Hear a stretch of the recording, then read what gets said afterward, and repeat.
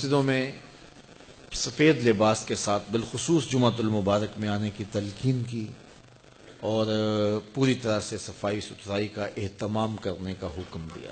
اس طرح مسجد کے اندر لہسن کھا کے آنے سے، پیاز کھا کر کے آنے سے، وہ چیزیں جن میں بدبو ہوتی ہے ان کے کھا کر آنے سے روکا گیا ہے۔ کیوں؟ اس لیے کہ ساتھ والے بیٹھے شخص کو کوئی تکلیف نہ پہنچے۔ جب وہ مسجد میں سرسوں کے تیل کے دیے ہوتے تھے، کسی زمانے میں آپ نے دیکھے ہوں گے، یہ مٹی کا تیل چونکہ بدبودار ہوتا ہے مسجدوں میں نہیں جلایا جاتا تھا، سرسوں کے تیل کے دیے ہوتے تھے، تو اس کو لوگ مسجد میں جلا لیا کرتے، لیکن اعلیٰ حضرت جب اس کو مسجد میں روشن کرتے تو پہلے مسجد سے باہر لے جاتے، پھر اس کو آگ لگاتے، پھر واپس مسجد میں لے کے آتے۔ تو کسی نے کہا حضرت آپ اتنا تکلف کیوں کرتے ہیں؟ فرمایا کہ یہ جو دیا سلائی ہوتی ہے نا، جب اس کو جلایا جاتا ہے اس میں گندک ہوتی ہے تو بدبو نکلتی ہے، میں گوارا نہیں کرتا کہ اتنی بدبو بھی اللہ کے گھر میں پھیلے۔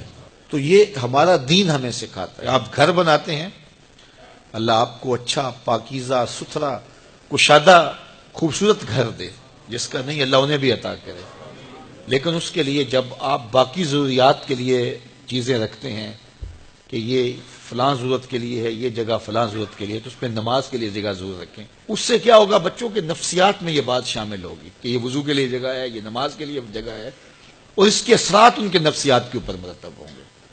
تو عموماً ہم ہر چیز بنا لیتے ہیں، لیکن یہ جو ضروری چیز ہے دن میں 5 مرتبہ جس کا معاملہ ہے، اگر مرد مسجد میں جاتے ہیں تو خواتین تو گھر میں ہوتی ہیں، چھوٹے بچے تو ہوتے ہیں، تو یہ اہتمام ہونا چاہیے کہ یہ اسپیشل وضو کی جگہ ہے، یہ نماز کی جگہ ہے۔ اس کو کہتے ہیں مسجد البیت، گھر کی مسجد۔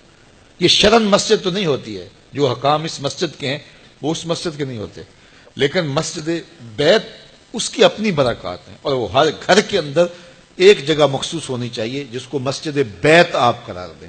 وہ تبدیل بھی ہو سکتی ہے، بعد میں آپ تعمیر ثانی کرتے ہیں تو وہ جگہ بدلی بھی جا سکتی ہے۔ جو حقیقی مسجد ہوتی ہے وہ تو تبدیل بھی نہیں ہو سکتی، لیکن یہ مسجد بیت تبدیل ہو سکتی ہے۔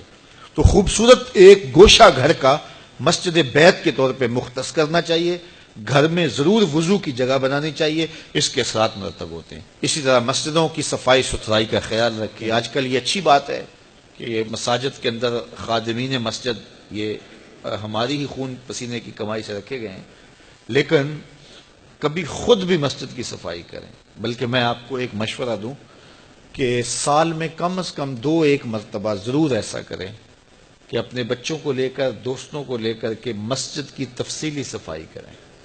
مولوی صاحب کے پاس جائیں، کہیں کہ حضرت ہم ایک دن دینا چاہتے ہیں مسجد کی صفائی کے لیے، تو پورا لنگوٹا کس لیں اچھی طرح سے، اور مسجد کو دھوئیں بھی، صفیں بھی خوب جھاڑیں اس کی، اور اس کی دیگر دیواروں پر، پنکھوں پر لگی ہوئی گرد میل جھاڑیں، پورا دن لگ جائے چاہے۔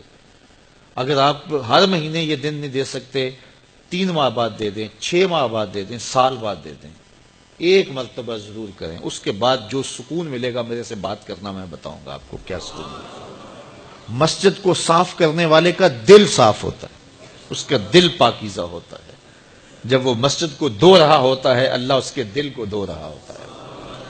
جب وہ مسجد سے کوئی گندگی والی چیز، کوئی میلی چیز یا کوئی تنکا یا کوئی کوڑا باہر نکالتا ہے، اللہ اس کے دل سے گناہوں کے کوڑے نکالتا ہے۔ تو یہ ضرور اہتمام کریں، اپنے محلے کی مسجد میں اپنے بچوں کو ساتھ لے کر کے جائیں، اپنے دوستوں کو ساتھ لے لیں، اپنے ملازموں کو ساتھ لے لیں، تو ساتھ لے کے آج مسجد ہم نے دھونی ہے، اور لگوٹا کس کے مسجد کی صفائی کریں، دیکھنا پھر کیا سرور ملتا ہے۔ مسجد نبوی میں ایک خاتون تھی حبشیہ، وہ مسجد کی صفائی کیا کرتی تھی۔ ایک دن میرے حضور نے فرمایا کہ کتنے دن ہو گئے ہیں میں اس کو دیکھ نہیں رہا۔ عرض کی حضور وہ تو فوت ہو گئی، تو فرمایا تم نے مجھے بتایا نہیں اس کے جنازے کا۔ عرض کی حضور کار نبوت کی اہم ذمہ داریاں آپ کے کندھوں پہ ہیں، اور ہم نے سوچا کہ وہ ایک عام سی خاتون ہے، اور ہم نے آپ کو بتانا ضروری نہیں سمجھا، جنازہ پڑا، تدفین کر دی۔ اللہ کے محبوب نے فرمایا تم نے اس کو عام سمجھا ہے جو اللہ کے گھر کی صفائی کرتی تھی؟ پھر حضور نے صحابہ کو فرمایا مجھے اس کی قبر پہ لے چلو۔